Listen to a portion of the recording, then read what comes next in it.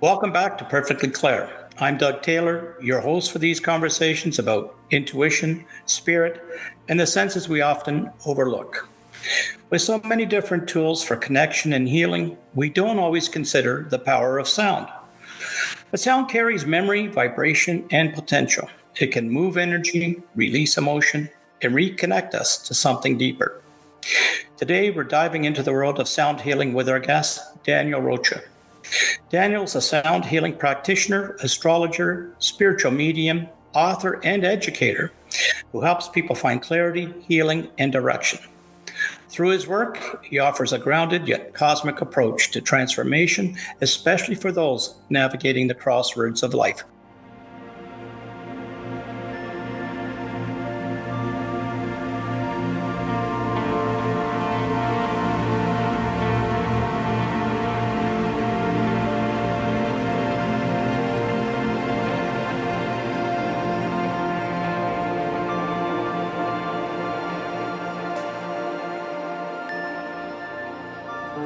Welcome, Daniel. Hello, Doug. Thank you very much for having me today. As we dive right back into it, what first drew you to psychic work and especially to sound healing? Well, for psychic work, it's been a journey since about 2018 or so. I'd even say 2017 when I had my first reading, and it was an astrology reading, and I was told certain things that I should be exploring. And one of those things was doing that very type of work. And it was a very profound transformational time for me because it was during a time where I didn't really know what I wanted to really do. And the current career path I was on, I was making some pretty decent buck, but it wasn't really fulfilling me in a way that I really hoped. So I was very frustrated trying to find my path. I'm sure many people kind of share this sentiment too. And I started on my journey from there. And I just started with simple card pulls for people. And as I continued to do that, I was told, hey, maybe there's something here, because I was just, pulling into some kind of energy or something that was greater. And I began to feel those sensations within my being as well. And then I started to pick up mediumship, which was really my first deep dive into feeling spirit and feeling a higher vibration. And then I discovered Sound of Creation on Gaia. And that kind of pulled me right into the world of sound healing, because everything just started to make sense. I really have no better way to explain it. And from there, I took the deep dive. So obviously, all your other psychic work came long before sound healing, it's safe to say. Yes, that is correct. And were there pivotal experiences that made the power of sound undeniable for you? Yes, definitely. When I first started working with sound, I started with a simple tuning fork, and it was 128 hertz auto weighted tuning fork. And I began to just use this with family and friends. And I can honestly tell you, the response I got was incredible. I was helping family and friends with headaches, lower back pain, nausea, even, believe it or not, mosquito bites, which is a very fascinating thing. It just leaves this like little electrical feeling. I'm like, that's really cool. But beyond that, there was one client who I started to work with when I got into this more deeply, got more instruments, started to fill up my house and my space, had to expand. She had very limited mobility in her right shoulder. I was using my left there for a second. Her right shoulder, and she couldn't move her arm properly behind her right shoulder. And after a sound healing session with her, applying both physical vibration, but also picking up messages and affirming certain relationships in her family. After that session, she's like, I don't know what you did, but she could move her arm back. It was incredible. Wow, that's amazing. Who have been key influences or mentors in your journey with this, Daniel? I will honestly have to say, the continual support of my clients and family who say it really works. Another big influence for me was Edgar Cayce. And Edgar Cayce was a pretty famous trance medium, but he also came up with the quote, "Sound will be the medicine of the future." I think I'm saying that word for word. Yeah, sound is the medicine of the future. That's the exact quote. And as well, spirit. I always find that spirit is drawing me back to the world of sound healing. Every time I feel like I stray off the path a little, something reminds me, and I'm pretty sure it's spirit to come back into the fold. Yeah, pulls you back. Yeah, it does. Wow. So how did your work change when you began integrating sound? I found that vibrations started becoming more clear to me. Sensations and feelings started to become more clear to me. And this is through all of the work that I was doing, whether it's astrology or mediumship or just pulling tarot cards. And by simply understanding that feeling, that sensation when I'm working with sound healing instruments with my clients or with family and friends, I can reharness that and say, I've felt this before, and I use that. And people are like, whoa, like, how did you know about this? So it really brings a whole nother dimension, another dynamic to the psychic world, to doing that work. It's certainly new to me. I have seen sound healing in the past, not an awful lot of it until I met you this past weekend. But for those new to it, how would you define sound healing? I would say that to understand sound healing, we first have to understand that our bodies are vibration. The entire universe is vibration. And our thoughts, emotions, and our organs all carry a vibration. So unless something is sitting at 0 Kelvin, which is absolute zero in the science world, this is where molecules absolutely do not move. They vibrate. And that happens in the world around us, in the energy fields in our bodies. And so if we understand that, we can understand that our thoughts, our heart, our organs can all vibrate, and all the molecules and cells can vibrate at different frequencies, different wavelengths. And a simple thought, an erratic thought, can drastically alter that and put us out of sync with ourselves. And so when we bring sound healing, we're bringing specific vibrations, specific frequencies that can help to moderate or to bring into balance those frequencies. And it affects you on a cellular level. It affects your thoughts, your emotions, your spirit. It addresses all of your being, not just the symptoms that you may be experiencing. And I think that's really the simplest way to describe it. Well, I think it's pretty thorough, not necessarily simplistic. You did a great job with that. I might have a bit of an issue with simplicity. Yeah, that's okay. We're good. So what instruments or tools do you work with, and why do you use those specific tools?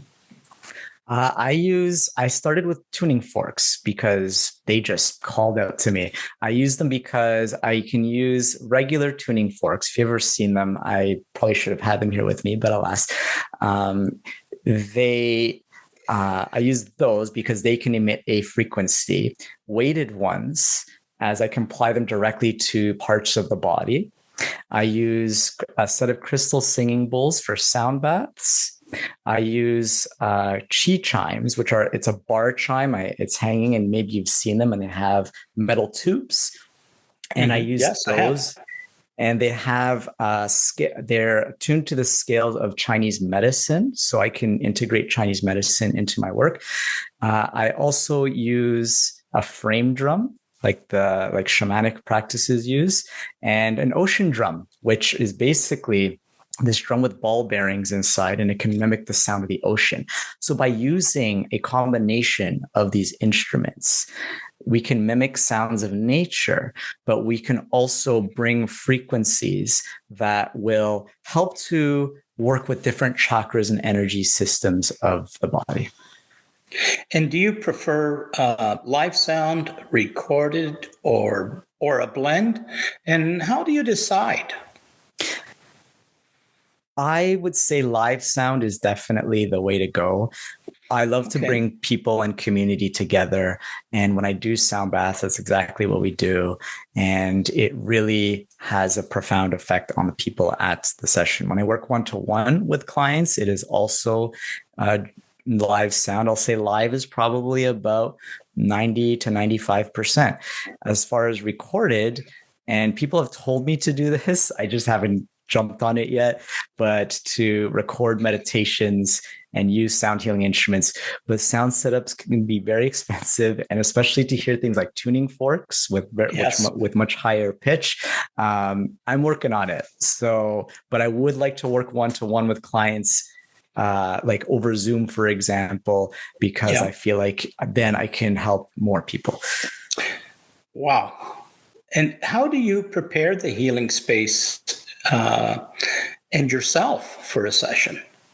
Well, first, I normally start out with a meditation in the morning. That's clean and clear. I also bring thoughts of gratitude, because if we wake up on the wrong side of the bed, we go to scroll mode on our cell phones, you're already putting your rhythm, your state of being out of sync. So I begin with that gratitude. When I'm preparing my space, I'm ensuring that the environment is, of course, clean and comfortable without clutter, because clutter creates frequency that people are like, oh, they might get a little bit uncomfortable. I make myself uncomfortable with it. I use sound tools to clear crystals and to clear the energy of the space. So instead of like, you can use incense, or some people use sage. I can use my tuning forks, and that's how I clear them with the energy. And I use other instruments to clear the other instruments as well. And then I will always speak or chant a prayer or a mantra to raise the vibration of the room. And this is where the real magic happens, because by raising the vibration of the room, as soon as someone walks in, they're like, whoa, something is changed, or something is happening here. Something's happening here. And by raising their vibration, then when I begin the session, I'm more clearly connected to their being, their energy. I can more readily use the instruments to tune into them and to tune into spirit as well. So this is a good answer, because it sort of segues to my next question: is what role do energy fields, chakras, or auras play in your sessions?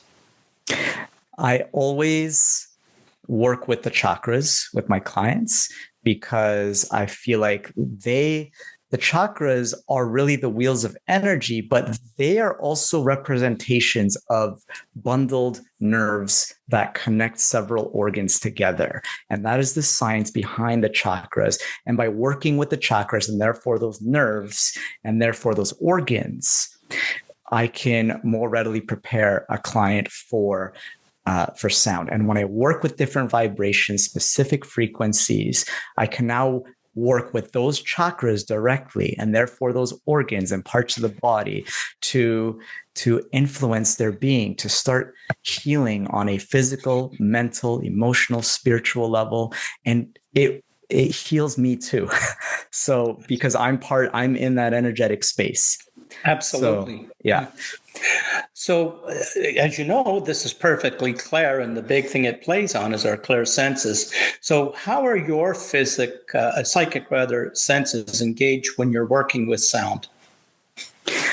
When I'm working with sound, I honestly believe I engage all of them to some extent, but the primary ones are clairvoyance, clairsentience, and clairtactylus.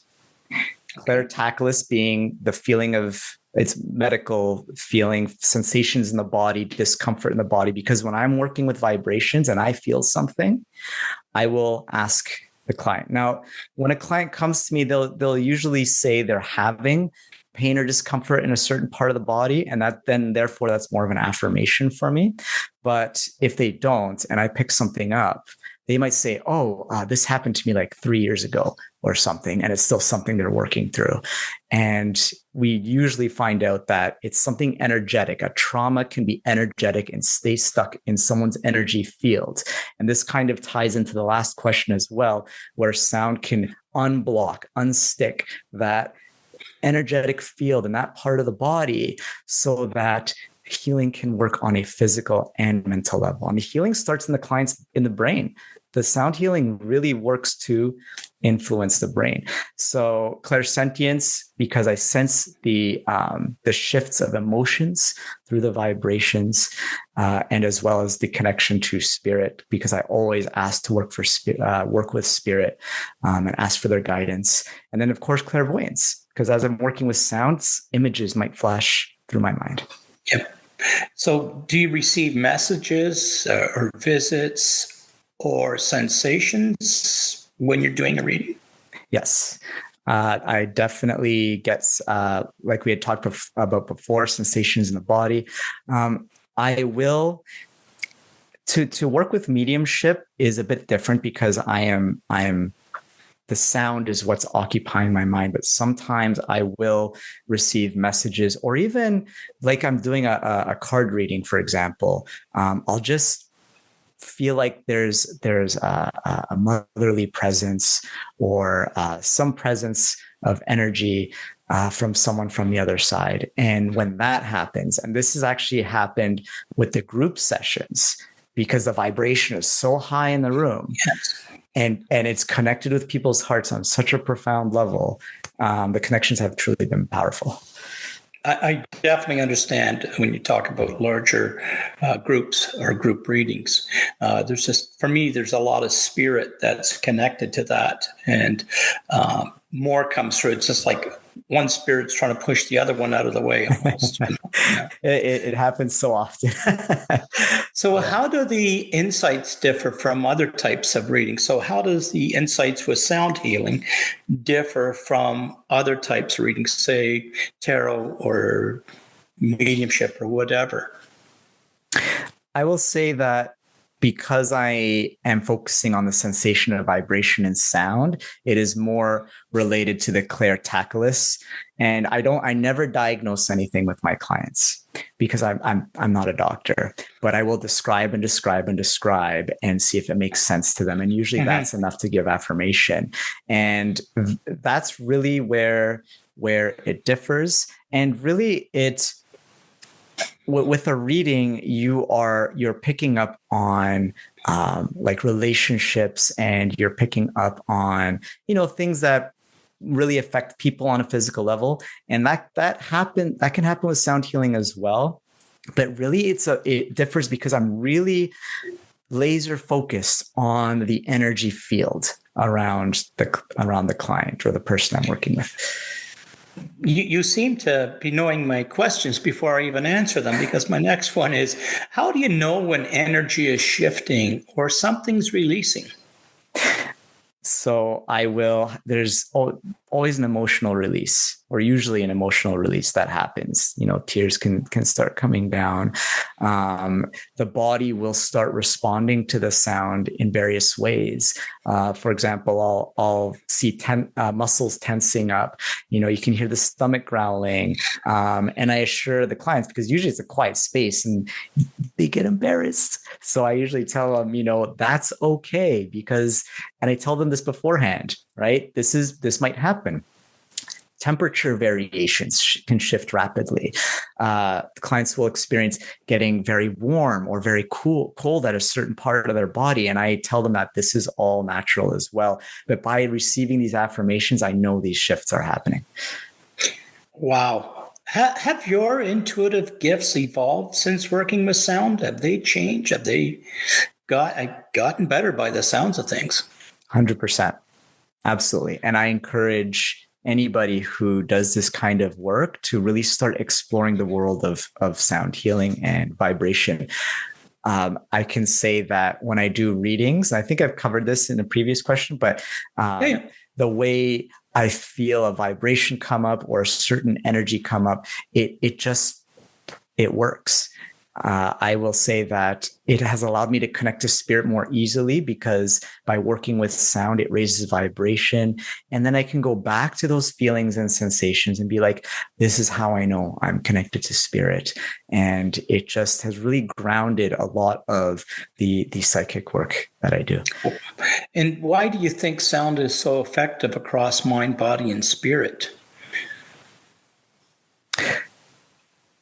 Many reasons, but I'll try to keep it short. But the no.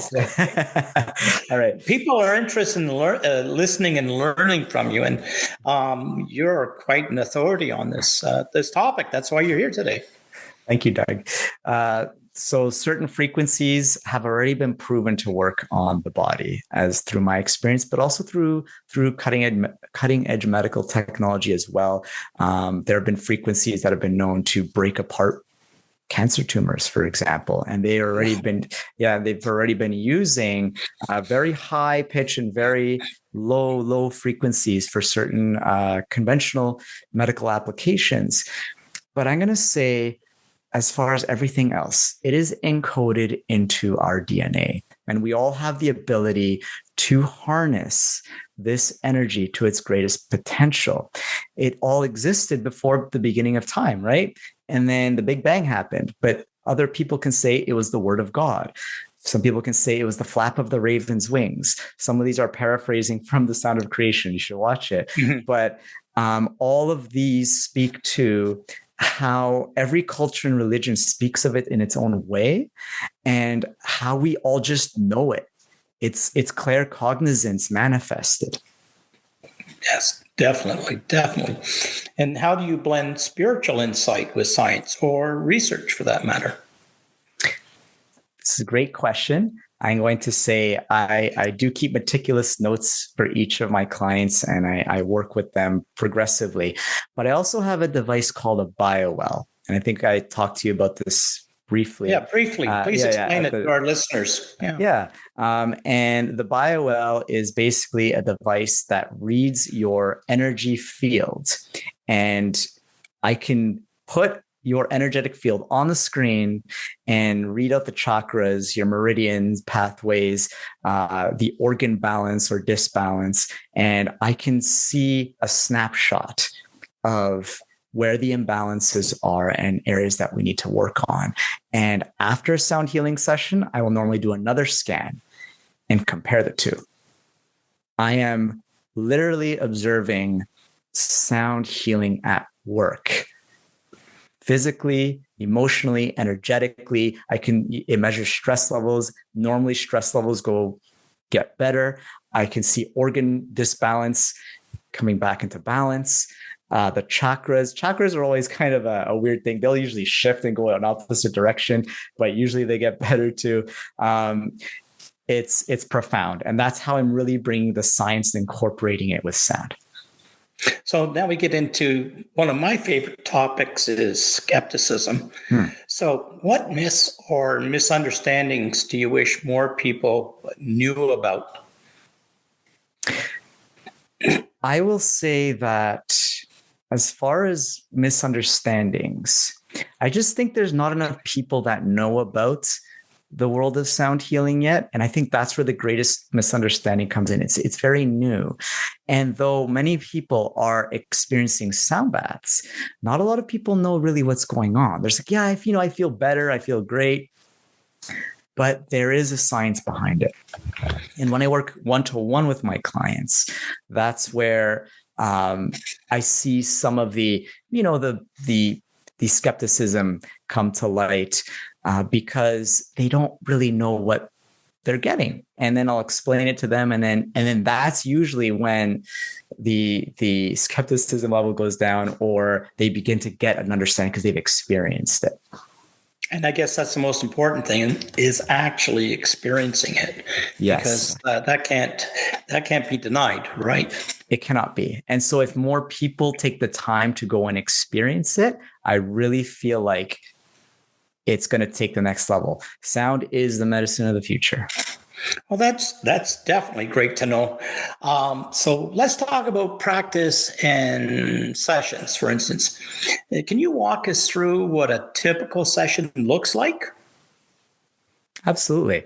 So I will always start with a call with the client first or some kind of pre-consultation just to get an idea of what's up, what's going on. And even after we meet for the first session will generally be more about understanding the needs and wants of a client. I write everything down. I put all my notes in, and then we'll go to a session, which I'll tell them to get comfortable, get relaxed. I'll usually have a massage table, but it depends again on the client that I'm working with, and I will begin with a heart synchronization exercise where and I always ask if it's okay to touch first. And I'll usually just gently put a hand on their shoulder and put one hand on my heart. And I'll spend 1 to 2 minutes just aligning with their heart center. And I think that's very important because then I can understand where their heart's at, how they're feeling, but also to help them feel my heart space and to get into grounded and relaxed because I want to change the brainwave state from high beta, which is where we live at 99% of the time, to an alpha. And even better to delta. So I'd say they can fall asleep. That's fine. But then I will generally start with just like an energetic body cleanse, usually with a singing bowl or tuning forks. So I'll start kind of on the outside and then start working my way in. And here's where it kind of changes up a bit. If the client has requested a specific part of their body, I'll usually focus on that part of the body. If not, and usually for a first session as well, I'll just do kind of like a general, see what I'm feeling and get affirmations from the client. And after that, I'll do several instruments, work on several parts of the body and organs. And after we're coming to a close, I will ground their energy, usually with a drum or with a shaker, and just around the body. And after that, then I will let them take their time to come up out of the session because 100% of the time they are sound drunk. So it's just, you receive these vibrations and it's extremely crucial at this point to ground. And so that the grounding process is important. Usually, we sit up, I tell them to drink lots of water and to ground in every way they can. Now, if I'm including BioWell, I'll usually include a scan before and after the session as well. And if they're doing combined modalities, they're usually longer sessions, then that's when I'll usually, before or after, I'll incorporate like the astrology work as well to gain an even better understanding of of what's going on. So, the next thing would be is that would enable you to tailor, no pun intended, tailor a session to their individual needs. And if that would be the case, what you're explaining to us is that's what's happening during that first session.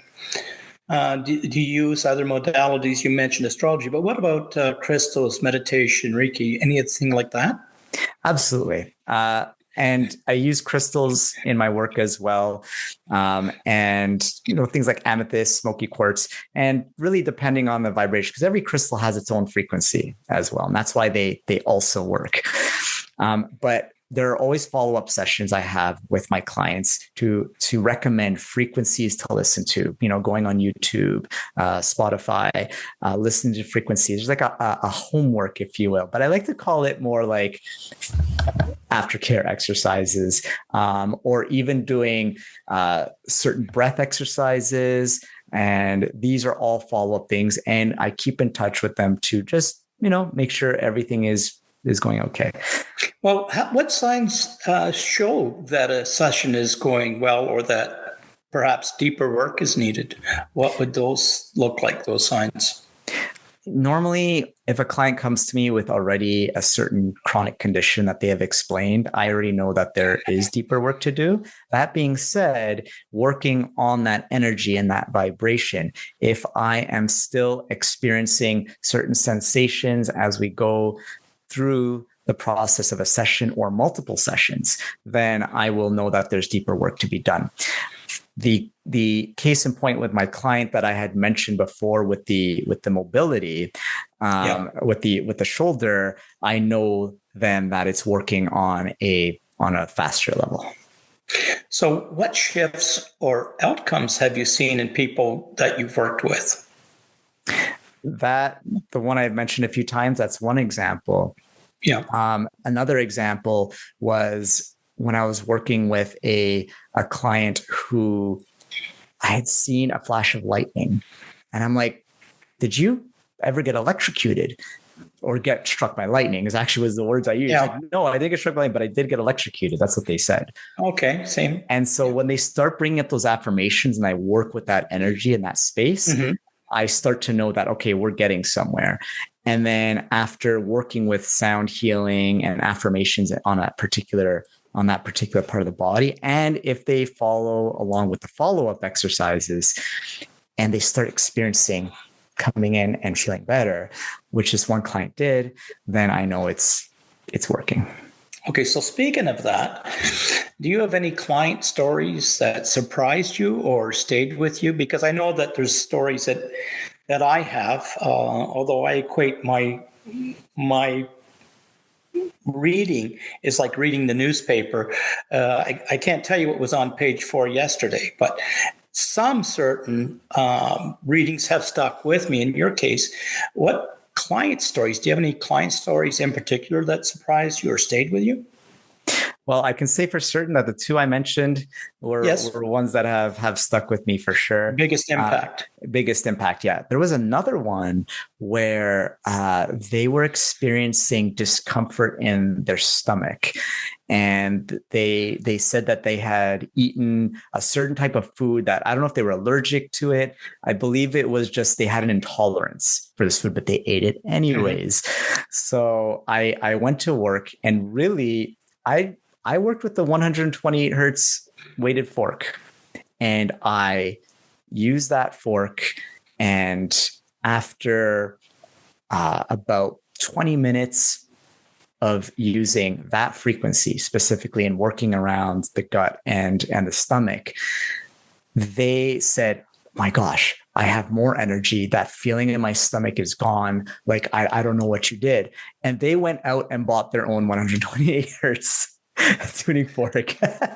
But did it work for them?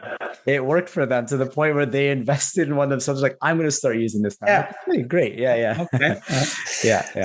So how do people respond to the blend of sound and psychic work? Because it is a blend, right? So, I mean, I don't think anybody could just pick up a tuning fork and do it themselves. I think there is a blend. Would you agree?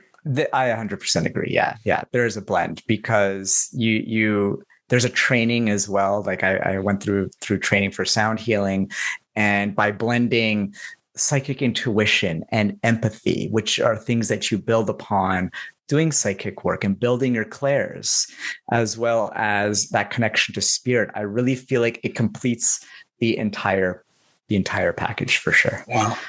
And what integration practices do you suggest to a client after a session? I suggest listening to a certain frequency, depending on which frequency or chakra I felt like needed the most work. There are certain sound exercises I encourage, and I do have a list of them. It only requires a chair and a certain posture, almost yogic, but not really. And that posture is rooted, and that sound is rooted in Chinese medicine to target a specific organ that needs a release of heat if there's too much buildup. I'll usually recommend something like that. I'll also say, I'll prescribe meditation and just ensure that they are, and really ensure they're doing the work, because if they're not doing the work in between, that's when you can start to fall behind a little bit. So yeah, those are what I recommend. So we get into things, challenges and advice as we get nearing the end of our podcast today. What challenges do you face in this kind of work? The biggest challenge I face is, again, people knowing about it and so using it as a solution. it's not recognized in conventional medicine, although I do believe that is changing. I cannot, it's difficult because people normally use their benefits, let's say, for like a massage therapy, right? Or for chiropractic. A chiropractor, yes. And so I really feel like that to really explore sound healing as a modality, a true modality, becomes a financial burden, and people might be a little bit more skeptical to work with it, especially, in a day and age where rising food costs and everything is pretty paramount. So I think really that is one of the biggest challenges. And then I find explaining it to people, because I could spend a day. So for me, on my end, it's making it simple enough, as you've seen already, to really explain it to people, to be like, I want to really try that. So really getting people on board with it, for sure. And getting the word out, obviously. Getting the word out. Yes, definitely. Yeah. So how do you, I know I go through this as well, how do you protect and recharge your own energy? Because I know when I do either a large reading, not necessarily in a large group, but just a elongated reading, I tend to get very tired. So how do you protect and recharge your own energy? Because I know this does take a lot out of you, whether you're the conduit or whatever. You are the one that's giving the energy, because it's just not through the sound, it's through your own psychic interpretations as well in healing. Yes. So how do you recharge? How do you protect your energy? Thank you for that. I always do a meditation beforehand, and I always ask spirit for protection as well. And to cleanse the energy, my own sound healing instruments are the magic there. And I can clear the vibration of a space, clear the vibration of a room, and really clear my energetic space to stay grounded for the next client and to continue doing the work that I'm doing. And has your work evolved? How has your work, I guess, evolved with technology or the changing times that obviously has happened over perhaps the last 10, 20 years with sound healing? I will say that by recognizing sound healing as a true healing modality, that, for example, the BioWell is a fantastic cutting edge technology, and it keeps evolving and allows me to keep up with energetic work with my clients. I can say that sound healing is evolving, and I'm evolving with it as I acquire more instruments and discover new frequencies. And as people do more work, and more sound healers and more intuitives bring more messages out into the open, I definitely believe that spirit intends for us to hear these messages. And so I can say that by as lack of better wording, consuming that knowledge, I can continue to develop my practice and my work. Do you have any advice for those exploring sound healing as a path? 100%. I will say, look into taking a course. I know it sounds cliche and, there's money to be put in, but I think it's very important for people to understand how to work with this modality if you are exploring it. Because if you just, buy a bunch of bowls, go into a space and be, okay, people, let's go. Come on. We're going to do a sound bowl healing session, and go, moo, moo, moo. You might not be putting out the right energy. And part of sound healing is discordant vibes too. You got to get in the muck and then bring harmony to bring out. But you really should know the process and how it all happens. So definitely take a course and experience it for yourself. Go to a sound bath, go see a sound healing practitioner just to feel it for yourself, and research frequencies, especially solfeggio. So as we near the finish line here today, a couple of quick questions is, where do you see sound healing heading in the next few years? Earlier, you mentioned that the medical world may be embracing it more so. I definitely, I'm seeing it take a front row speak, so to speak. I've seen videos of sound therapists in hospitals going on the cart with like a singing bowl, for example, and playing for all the preemie babies or the babies in a unit like a NICU. I really believe that conventional medicine is starting to integrate it. And as it becomes more recognized, I see more people using it. Like there's acutonics. We have the BioL, which is looking into the frequencies and the chakras. There are, and I feel like more instruments will become not only available, but known, and more people start to use them. And as more people use instruments and sound healing and chanting with movements like Unity, the Unity movement, I will say that we're going to start to see the world vibrating to the frequency of profound sound healing. Well, it leads to my next question, but you already seem pretty excited. Are there any innovations that excite you?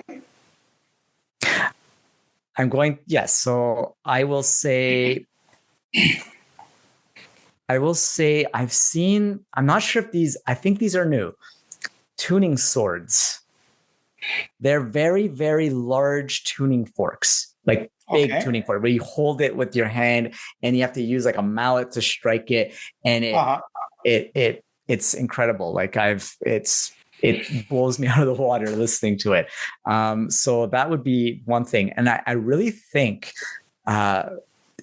singing bowls, people have started to use actual crystals to make into singing bowls, and we're seeing more integration of Chinese medicine into like bar chimes and into scales. We're seeing didgeridoos. The instrument I believe comes from Australia to become it's becoming more prominent in use because people are recognizing certain instruments having impact on certain medical conditions. Mm-hmm. So I think we're on the brink of some pretty big stuff. Cutting edge stuff. Yeah. Excellent. What do you most want people to take away from your work? I would like people to feel a sense of whole, a sense of being, to be healed. But I know it's so much more than the destination. I want people to understand and to take away that everything that they do is part of the journey. And even if going through sound healing, it may open something else up. It may open up a sensation or a feeling in a different part of the body, or maybe pain or discomfort somewhere else in the body. I want people to realize that there are shifts happening, and it's all part of the shift. And after walking away from a session, what people can take away is something is shifting, something is working, and I want to continue working on it for myself. And I want people to really begin to understand that they are the healers themselves. And where can people find you for sessions or to learn more about sound healing and some of your other work? I do have my website, newmoonguidance.com. That's NU, not NEW. I have my Instagram, which is @newmoonguidance, again with an NU. And that I do lives. I usually do like readings and stuff lives, but I am starting to explore doing more sound stuff. I have my office in Uxbridge as well, Uxbridge, Ontario, just to be clear, where I do live sessions 1-to-1. And I've also started using spaces there for group sessions. I also have my Facebook, which is also New Moon Guidance. You've pretty much covered it all, I think, Daniel. I think so. How can listeners, my last question for you today is, how can listeners use sound in their everyday lives to connect with their intuition? I will say listen to solfeggio frequencies like 396 hertz. These are like the frequencies tied to your chakras. And if you want to really tie to your intuition, listen to 963 hertz, because that's tied to your crown chakra. And you can also just make music and sound a part of your everyday. I know we can like get in a car and listen to music, but taking intentional time to meditate, to raise your vibration, or to relax and listen to specific frequencies or even sounds of nature, you will automatically begin to raise vibration and your intuitive ability. Wow. Daniel, thank you for sharing your wisdom and vibration with us today. Thank you so much for having me, Doug. It's been a pleasure and it's been fun. Thank you. And if you're curious to explore sound healing, I encourage you to follow Daniel Rocha, book a session, or attend one of his gatherings. We'll have all of his info linked in the show notes. And as always, stay open, stay curious, and trust what you feel.